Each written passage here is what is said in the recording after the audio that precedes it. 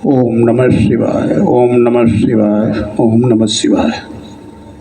श्रावण मास के इस पावन अवसर पर हम लोग भगवान शिव की प्रिय राजधानी काशी, जिसे वाराणसी और बनारस के नाम से भी जाना जाता है, उनके सानिध्य को प्राप्त करने के लिए वहाँ पर उपस्थित सभी देवगण, ग्रह, नक्षत्र, साधु, सन्यासी, संत, महात्मा, योगी, महापुरुष, उन सब की चर्चा कर रहे हैं और उनसे जुड़े प्रसंगों की भी चर्चा कर रहे हैं।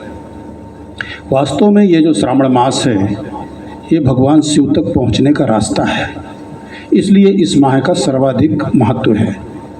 वैसे तो सोमवार के दिन को भगवान शिव के साथ जोड़ा जाता है, उनके व्रत, उपवास आदि के संबंध में स्मरण किया जाता है, किंतु श्रावण मास का प्रत्येक दिन अति महत्वपूर्ण है।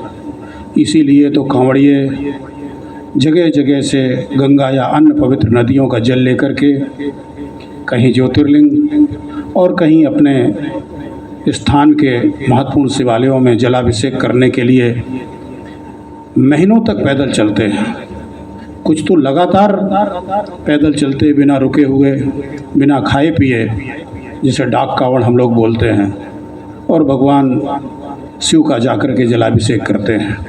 अन्य श्रद्धालुजन अपने अपने घरों में कोई शिव पुराण की कथा का श्रवण करता है, कोई शिव पुराण का पाठ करता है, कोई रुद्राभिषेक कराता है, और यज्ञ, हवन आदि, भंडारा, ये विभिन्न प्रकार के परोपकारी कार्य, पूजा और अर्चना संबंधी कार्य किए जाते हैं। शिव भक्ति के लिए ये जो श्रावण मास का महीना है, ये हमें भोग और मोक्ष दोनों फल प्रदान करता है। वैसे भगवान शिव को तो लोग मृत्यु का देवता मानते हैं, लेकिन उनकी प्रसिद्धि, उनकी कृपा, उनके प्रसंग मृत्यु से एक भी जुड़ा हुआ आपको नहीं मिलेगा। सारे के सारे जन कल्याण से जुड़े हुए मिलेंगे, औढ़रदानी के रूप में मिलेंगे, और सिर्फ मानव जाति का नहीं, देवों का संकट दूर करने वाले मिलेंगे। हम आप सब जानते हैं कि देवासुर संग्राम के समय जब समुद्र मंथन हुआ और उससे हलाहल जब विष निकला, तो उस विषपान की ज्वलन से पूरी पृथ्वी, पूरा भूलोक, पूरा ब्रह्मांड जल रहा था। किसी की हिम्मत नहीं थी कि उसका समन कर सके, उसको शांत कर सके। तब सारे देवगण मिल करके भोले वाले बाबा हमारे शिव जी के पास आए और उनसे प्रार्थना की कि हे प्रभु, आप ही इसको धारण करने में समर्थ हैं, आप ही इस संकट से इस सृष्टि को उबार सकते हैं, हम सब लोगों का भला कर सकते हैं।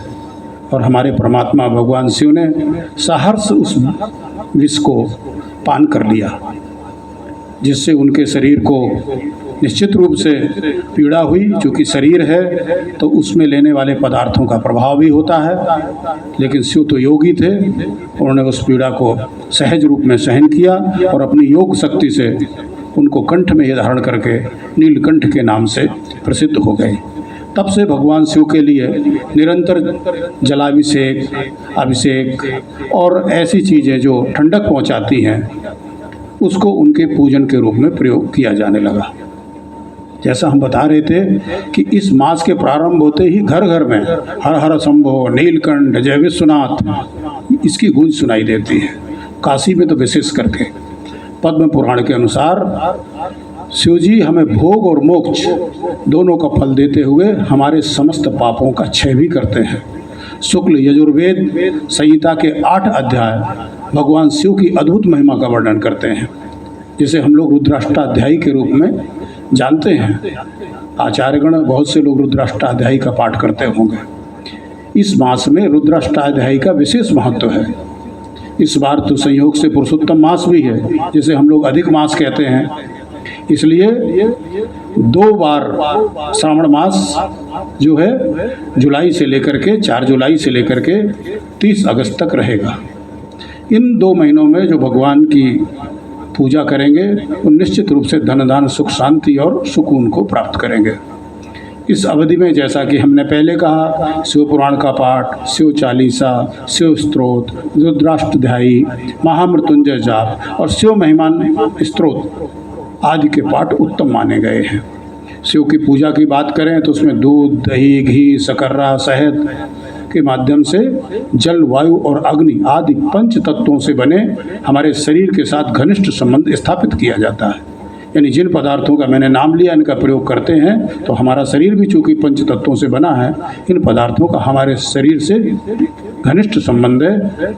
इन पदार्थों की जो आवश्यक उपस्थिति है शरीर को स्वस्थ रखने के लिए, दीर्घायु बनाए रखने के लिए, वो इन पदार्थों के पूजन से भगवान शिवलिंग का हमें पुष्टि प्राप्त होती है। शिव पुराण में कहा गया है कि सावन मास प्रकृति मास से अपनी कृतज्ञता का भाव अभिव्यक्त करने का उत्तम काल है।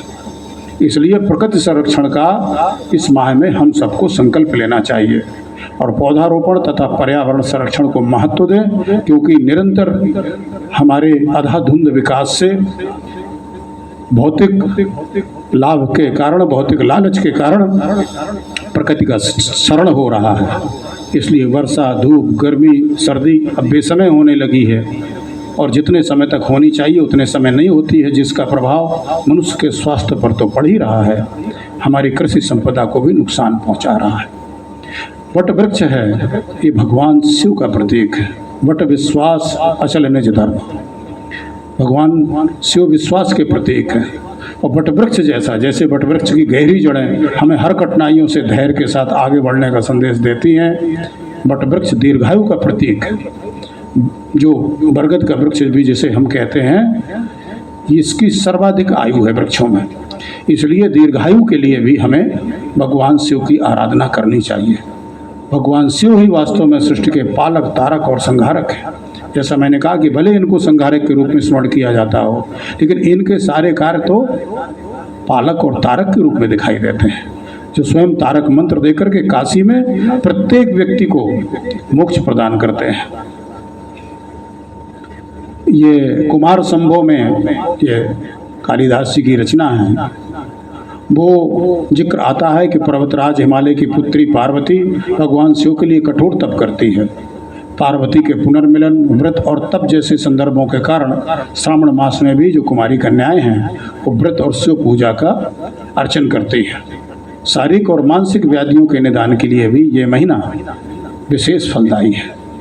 विभिन्न वैज्ञानिक शोधों ने यह सिद्ध किया है कि शिव मंत्र के उच्चारण से निकलने वाली जो ध्वनि है, उसकी जो तरंगें हैं, वो हमारे शरीर के साथ साथ मन मस्तिष्क पर भी सकारात्मक प्रभाव पड़ती है।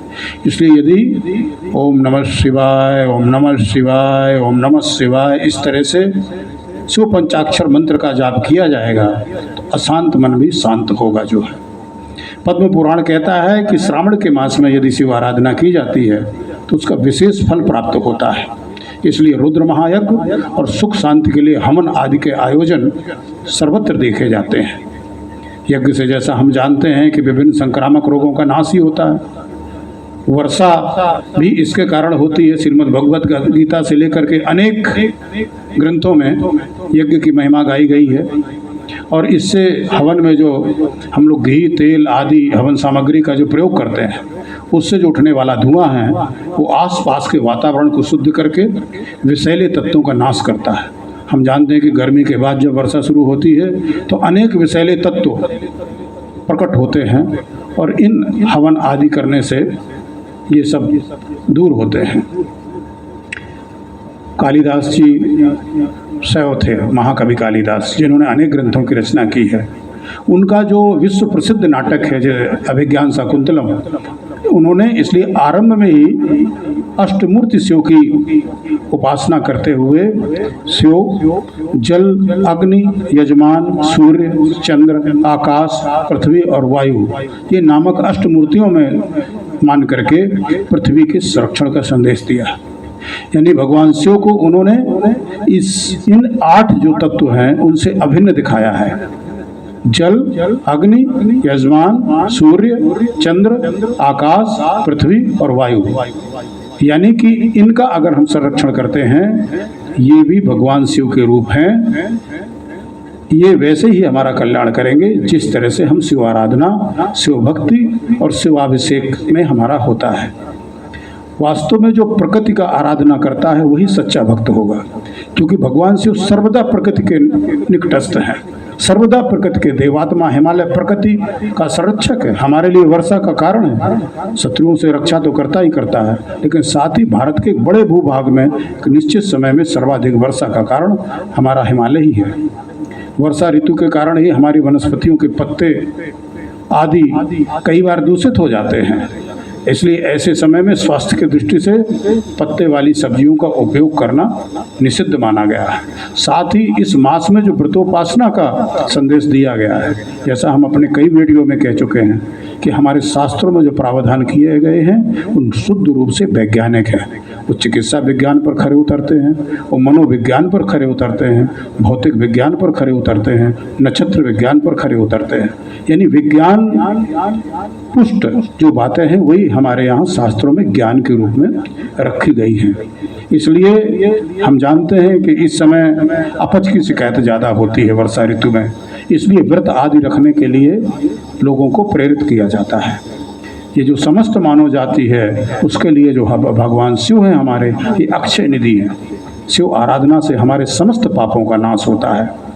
इसलिए इस समय हमें प्रकृति का संरक्षण का संकल्प लेकर के अपनी तप साधना से जीव मात्र के प्रति दया भाव रखते हुए, भगवान शिव जीव मात्र के ईश्वर हैं, इसलिए हम सब जानते हैं कि उनका एक नाम पशुपति भी है। वो देवाधिदेव तो है ही है, वो महादेव तो है ही है, वो कल्याण स्वरूप शिव तो है ही है, लेकिन वो उसके साथ साथ पशुपति भी हैं। यानी प्रत्येक जीव से उनका संबंध है। हमें भगवान शिव की आराधना, भगवान शिव की पूजा वास्तव में वसुधैव कुटुंबकम का संदेश देती है। अयम निजः परोगेति गणना लघु चेतसाम उदार चरिता नाम तु वसुधैव कुटुंबकम।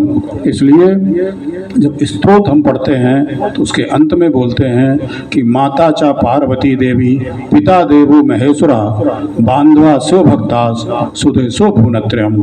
हर हर महादेव, हर हर महादेव, हर हर महादेव। ओम नमः, ओम नमः, ओम नमः शिवाय।